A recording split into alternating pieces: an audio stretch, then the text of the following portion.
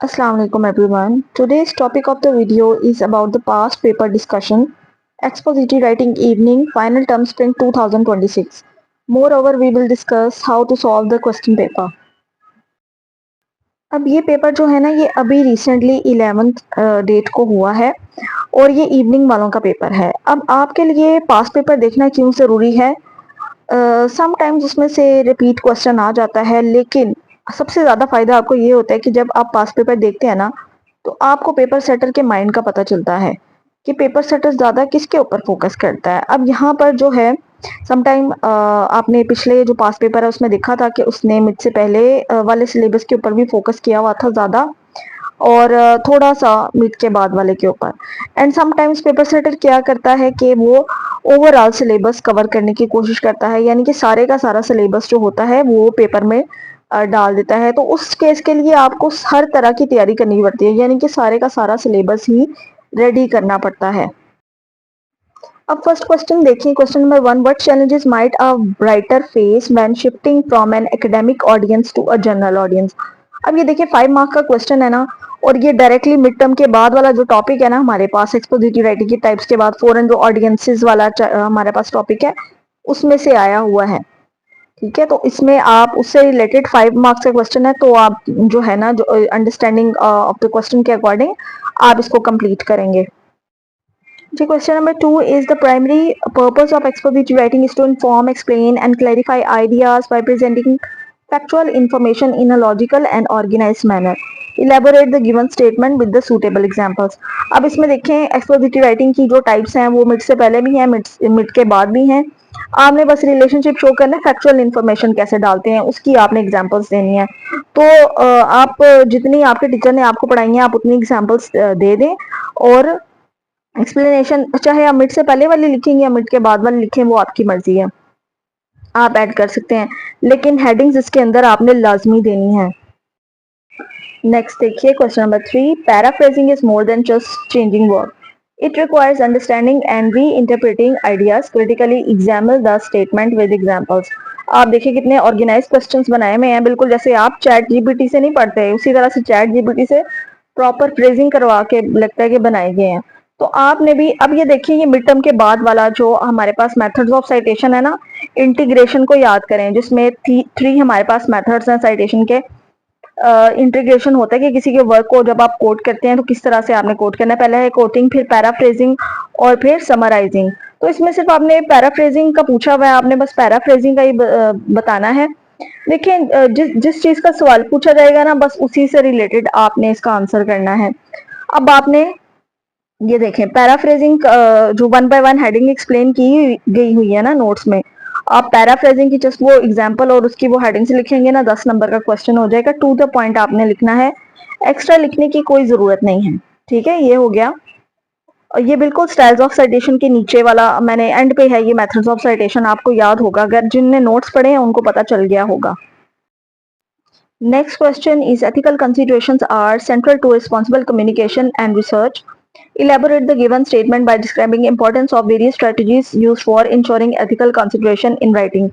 ये आप याद करें तो पेज नंबर 16 पे बिल्कुल ये हमारे पास ये ऑडियंसेस के बाद वाला टॉपिक है, सेकंड टॉपिक समझ लें इसको, जिसके अंदर ethical consideration ensuring original writing.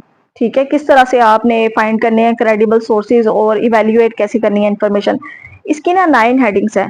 तो ये अब देखिए 10 नंबर के हिसाब से वो बड़ा लंबा क्वेश्चन बन जाता है, तो आप कोई सी 5 हेडिंग्स बस लिख दें तो वो आपका ना पूरा हो जाएगा। इसकी हेडिंग्स में जैसे ensuring original writing, finding credible sources, evaluating information, proper citation and referencing, avoiding self-plagiarism, ethical use of AI and writing tools, respecting intellectual property, maintaining transparency and ethical collaboration।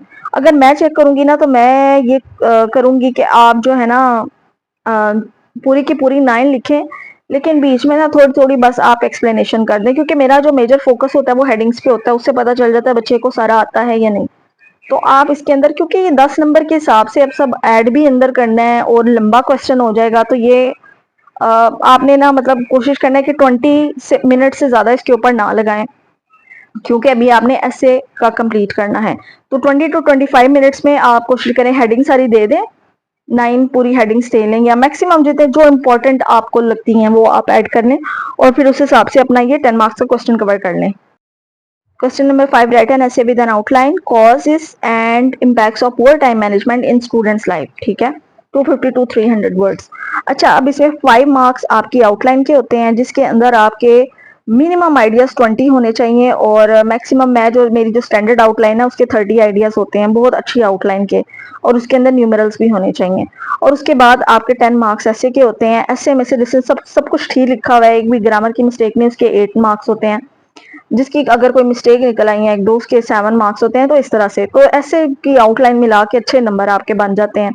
लेकिन अब याद रखें कि आपने सबसे पहले ऐसे में ब्रेनस्टॉर्मिंग और फ्री राइटिंग भी लिखनी है। ब्रेनस्टॉर्मिंग और फ्री राइटिंग एक ही बात है, ठीक है, वो लिख के थोड़ी सी फिर उसके बाद अच्छी सी अपनी मेजर आउटलाइन बनाएं। चलें 30 आइडिया स्टैंडर्ड है तो चलें 30 नहीं लिखे जाते तो चलें आप 20 तो लिखें ना। 20 के बाद आप अपना ऐसे लिखें और जो आपके पैराग्राफ्स हैं ऐसे के वो इंटेंड होने चाहिए, यानी कि न्यू पैराग्राफ स्टार्ट करने से पहले हमेशा एक वर्ड की स्पेस देनी है। अच्छा, ये हो गया आपका सारा ऐसे राइटिंग, ये आपने कवर कर लेना है। अब ये वाला क्वेश्चन पेपर अगर हम देखें ना तो इसमें सारा मिड टर्म के बाद वाला ज्यादा सिलेबस आया हुआ है, सारा सिर्फ ऐसे पहले वाला आया हुआ है। तो अब ये नहीं कह सकते कि कौन कौन से क्वेश्चन हम रेडी करें, मिड से पहले वाला छोड़ दें, मिड से पहले वाला भी आपने करना है। और मैंने जितने भी इंपॉर्टेंट टॉपिक्स बताए हैं ना वो करने से मैंने ये नहीं कहा कि 100% पेपर हो जाएगा, 60 to 70% होगा। तो फुल नंबर लेने के लिए आपको सारा ही करना पड़ेगा, ठीक है। अब यहाँ पे ना उन बच्चों को मसला नहीं होगा जो साथ साथ पढ़ते रहे हैं, मसला उन बच्चों का है जिनने कभी किताब खोल के देखी ही नहीं, जिनको पता ही नहीं कि क्लास में क्या चल रहा है, क्या हमने पढ़ा हुआ है, क्या सब्जेक्ट का नाम क्या है। तो उनके लिए मैं बस एक ही बात कहूंगी कि अगर आपको कुछ भी समझ नहीं आ रहा तो मैंने प्लेलिस्ट बना दी हुई है, ठीक है, एक्सपोजिटरी राइटिंग की, वो आप एक दफा देख लें। जो आप कहते हैं हमें कुछ समझ नहीं आ रही नोट से, हम क्या करें, नोट सामने रखें, प्ले लिस्ट खोलें, सारे लेक्चर्स जो आपके मिस हुए हैं वहां से देखें, आपकी तैयारी हो जाएगी। अगर अब ना कुछ करने से कुछ करना तो बेहतर है ना, अदरवाइज फिर पूरा पढ़ लें और जो इंपॉर्टेंट टॉपिक्स मैंने बताए हैं खुद पढ़ सकते हैं तो खुद पढ़ें। लेकिन पेपर में आपने याद रखें कि छोड़ना कुछ भी नहीं है, सब कुछ लिख के आना है, चाहे आपको कुछ आता है या नहीं आता, आपने बस पेपर अटेम्प्ट करना है अपना। और एक बोनस कुछ टिप्स मैं बता देती हूँ कि ब्लू मार्कर हमेशा इस्तेमाल करें, ब्लू या ब्लैक मार्कर आप इस्तेमाल करें। और ऐसे के अलावा आपने हर क्वेश्चन के अंदर हेडिंग्स देनी है, ठीक है। और प्यारी प्यारी राइटिंग लिखने की प्रैक्टिस किया करें, ऐसे जान छुड़ाई हो पेपर से इस तरह के आपने नहीं लिखना। और अपना रोल नंबर और नेम और सारी सारी वो चीज़ें ध्यान से फिल आउट किया करें। और सबसे ज़रूरी बात कि आपने जो है ना क्वेश्चन का सीक्वेंस नहीं चेंज करना होता है। जैसे क्वेश्चन नंबर 1 ये 5 नंबर का जो है ना, आपको आता है या नहीं आता, पहले आपने यही करना है। तो इस तरह से आपने पेपर अटेम्प्ट करना है।